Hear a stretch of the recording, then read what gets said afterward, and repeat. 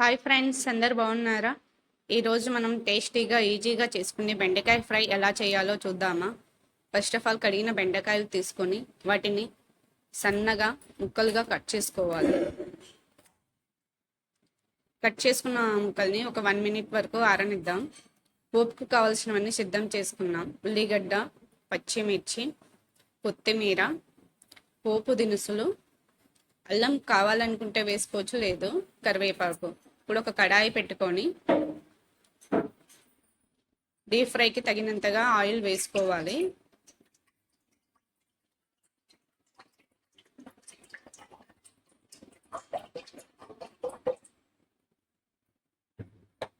Oil వేడయ్యేలోపు మనము పోపుకు కావాల్సినవి సన్నగా కట్ చేసి పెట్టుకోవాలి. ఉల్లిగడ్డ ఎంత సన్నగా కట్ చేసి పెట్టుకుంటే అంత త్వరగా ఫ్రై అవుతాయి.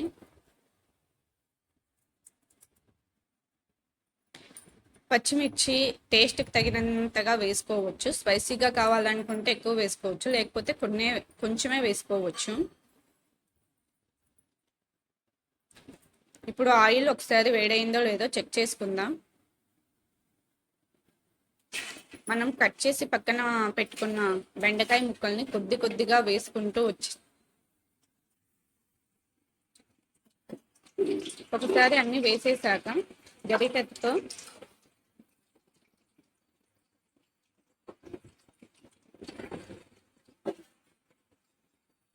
ఒక్కసారి మొత్తం గరిటెతో చెక్ చేసుకుందాం.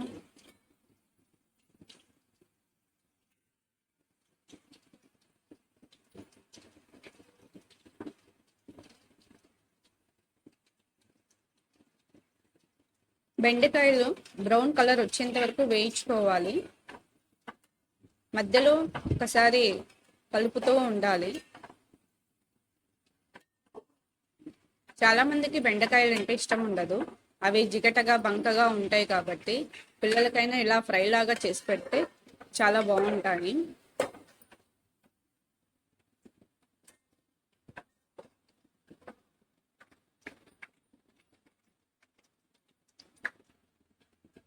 ఇప్పుడు వేగిపోయాయి బెండకాయలు.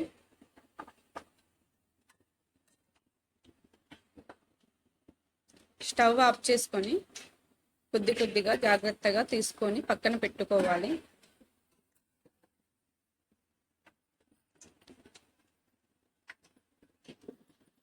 అవి ఇప్పుడు చెక్ చేసుకుందాం.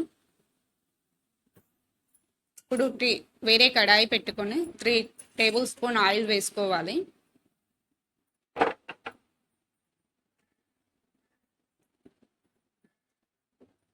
ఇప్పుడు పోపు కావాల్సినవి ఒక్కొక్కటిగా వేసుకుందాం. ఇప్పుడు ఉల్లిగడ్డ, పచ్చిమిర్చి అందులో వేసుకోవాలి. ఉల్లిగడ్డలు పచ్చిమిర్చి కలర్ వచ్చేంత వరకు వేసుకోవాలి. ఇవి కొంచెం బ్రౌన్ కలర్ వచ్చేంత వరకు వేసుకోవాలి. ఇక్కడ పోపు దినుసులు వెంటనే వేస్తే మాడిపోతాయనే ఉద్దేశంతో నేను ఇది బ్రౌన్ కలర్ వచ్చాక వేద్దామనేసి ఆగాను.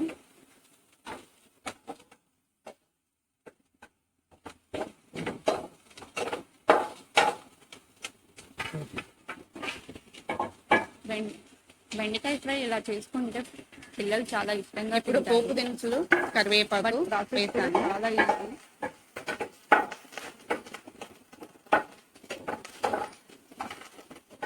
ఒకసారి బాగా కలిపెట్టుకోవాలి.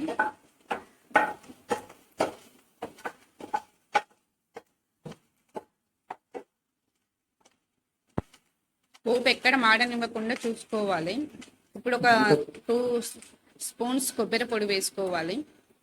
కొబ్బరి పొడి వేసుకోవడం అంటే అది ఎక్కువ మాడనివ్వకూడదు, మాడితే చేదొచ్చేస్తుంది. కాబట్టి ఒక 1 మినిట్ వరకు కలుపుకుంటే సరిపోతుంది.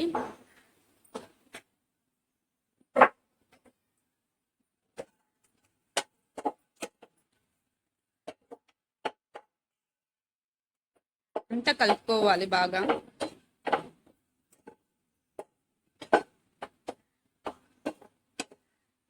కలుపుకున్న తర్వాత మనం పక్కన తీసి పెట్టుకున్న బెండకాయ ముక్కల్ని ఇందులో వేసుకోవాలి. వేసుకొని బాగా కలుపుకోవాలి. కొంచెం పసుపు, రుచికి తగినంతగా సాల్ట్ వేసుకోవాలి.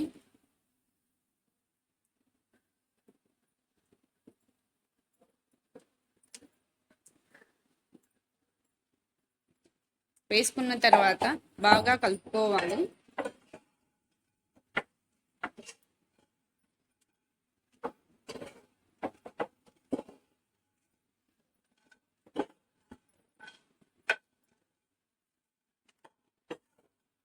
బాగా కలుపుకున్న తర్వాత ఇప్పుడు 1 స్పూన్ కారం, half teaspoon garam masala, half teaspoon ధనియా పొడి,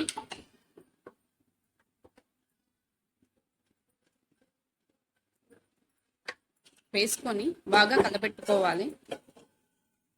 బాగా కలుపుకొని ఒక 1 మినిట్ వరకు కలుపుకోవాలి బాగా.